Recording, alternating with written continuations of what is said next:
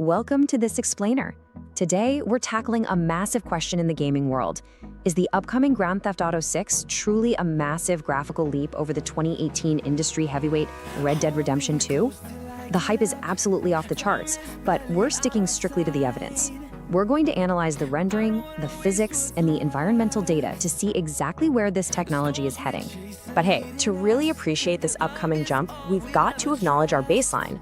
Red Dead Redemption 2 literally changed the standards of gaming forever. Even though it dropped back in 2018, its environments, its lighting, its character models, they still hold up incredibly well. I mean, it easily competes with, and let's be honest, often beats, most modern releases today. It is the gold standard of the current generation. Despite that, there's this super vocal group of skeptics out there claiming the new game just looks like GTA 5. Honestly, when you actually dive into the raw visual data, it's kind of mind-boggling how anyone could miss the differences. So we're gonna put this myth to bed right now by looking at the hard evidence from our source material. We are settling this debate once and for all. So here's our roadmap for today. First, we'll look at upgrading the character details, then move into physics, water, and explosions. After that, we're pushing into massive world density, and finally, waiting for the final release. Let's jump right in, scaling up from the absolute tiniest micro details all the way up to massive world systems. Section 1, upgrading the character details. You know, human models are usually the most resource-heavy parts of any game engine, and the leaps we're seeing here are just striking. Look at the sheer difference in baseline quality. On one hand, you've got Arthur Morgan, the highly detailed main protagonist of RDR2. He looks fantastic, right? Great shadows, slightly dirty clothing. But over in GTA 6, we're looking at ordinary, random background NPCs just standing in the woods. These non-playable characters are visibly sweating, and you can literally see the sunlight realistically bouncing off their wet skin. The fact that random bystanders in the new engine are rocking dynamic skin reflections that rival or even beat the main hero of the previous game, that's a huge indicator of the tech leap we're dealing with. And zooming in even closer, the evolution in rendering specific features like body hair is pretty wild. Check out Arthur's chest. The hair looks a bit flat, almost like a texture painted right onto his skin. But in GTA 6, Jason features individual chest and arm hairs. Especially when you look from the side, these aren't just flat images anymore. They have their own distinct textures and volume. It's an entirely new level of anatomical detail that just brings these characters to life in a way we really haven't seen before. This also brilliantly shows how character movement has evolved alongside those visual upgrades. In the older engine, hair kind of behaves like one big texture with maybe a few smaller sections moving independently.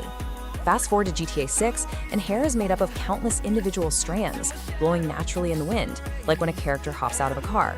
And it doesn't stop there. While RDR2 has static folds on clothing, GTA 6 takes a simple t-shirt and makes the folds completely dynamic, shifting and reacting to the character's body in real time. Moving right along to Section 2, physics, water, and explosions. Okay, if you look really closely at the convenience store shelves during a robbery scene in GTA 6, the material rendering is absolutely mind-blowing. Every single glass bottle has complete transparency, with highly realistic reflections bending around the curved glass. But the engine goes so much deeper than that. You can visibly see the liquid sloshing around inside the containers. On cold beer bottles, actual condensation forms on the surface. And get this, tiny bubbles are actively moving around inside the liquid itself. Now, RDR2 has solid bottle models for sure, but nothing even close to this microscopic level of liquid and glass rendering. But here's the crucial question. How do these insane micro details translate out into the wider, natural environment? Because rendering a single glass bottle is one thing, but simulating an entire ecosystem of water and physics, that's a completely different beast. Let's talk water dynamics. In RDR2, paddling a wooden boat looks great. You get a nice trail and some basic splashing. But the water in GTA 6, it is incredibly dynamic.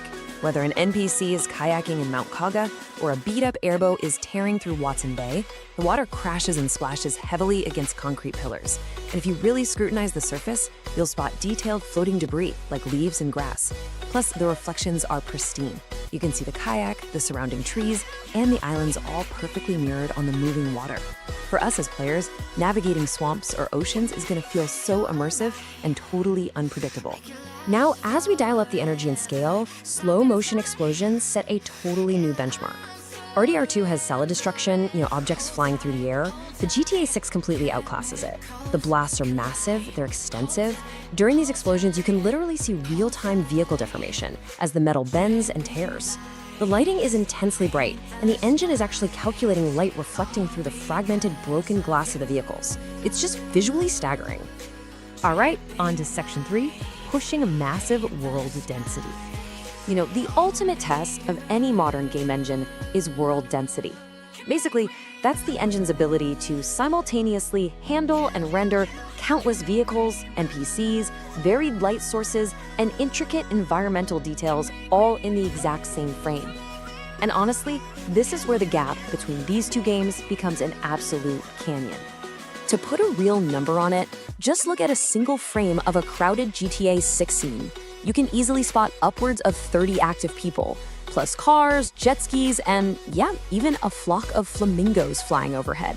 Compare that to the much sparser 10 to 15 NPCs you might find in a super busy RDR2 scene. Sure, the time periods are totally different, but the raw fact that the GTA 6 engine can process this staggering amount of active stuff without breaking a sweat, that's a monumental achievement. The contrast is staggering when you compare two nighttime scenes side by side, like Saint-Denis in RDR2 versus Ambrosia in GTA 6. Saint-Denis looks excellent, but it's relatively easy to render.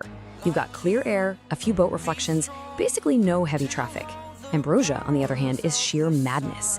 The engine is simultaneously rendering dense car traffic on a bridge, complex intersecting light sources from houses, street poles, and scanning airboat beams, all while calculating thick, volumetric smoke rising right into the night sky. The processing power needed to pull off this level of density is astronomical. And even out in open nature, far from the city traffic, GTA 6 just keeps pushing the boundaries. Both games feature these gorgeous sunset environments with beautiful light hitting detailed cloud formations. But GTA 6 adds this whole layer of chaotic density by integrating active elements right into its vistas. In one scene, a field isn't just sitting there looking pretty, it is completely engulfed in fire. Thick smoke is billowing up, and you get these massive, super bright sun reflections glowing off a nearby road or lake surface. The environment isn't just a pretty backdrop anymore, it's active and highly volatile. Amazingly, the engine manages to hold on to all these intricate textures, lighting calculations, and density models, even when rendering towering high-rises way off in the distance. If you look closely at the cityscapes in GTA 6, you can actually spot individual, meticulous details visible on distant balconies.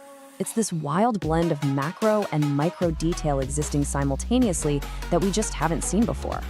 Which brings us to Section 4, waiting for the final release. Now, while the evidence we've seen is overwhelming, we do need to ground our analysis a bit. This explainer clearly confirms a massive technological jump is coming. The side-by-side comparisons of the textures, the physics, and the sheer density, it's all undeniable. But the ultimate true comparison can only really happen once the finished, fully optimized and polished game is actually in our hands, running on our own hardware. The real graphical test begins on release day. That's when we finally get to stress test the mud physics, the dirt accumulation, and those incredible water dynamics for ourselves. So until that highly anticipated release day finally arrives, based on all the structured data we've analyzed today, I'll leave you with this. Do you think any other game engine on the market right now will even be able to catch up to this level of meticulous, chaotic detail? Keep that in mind as we wait for launch day.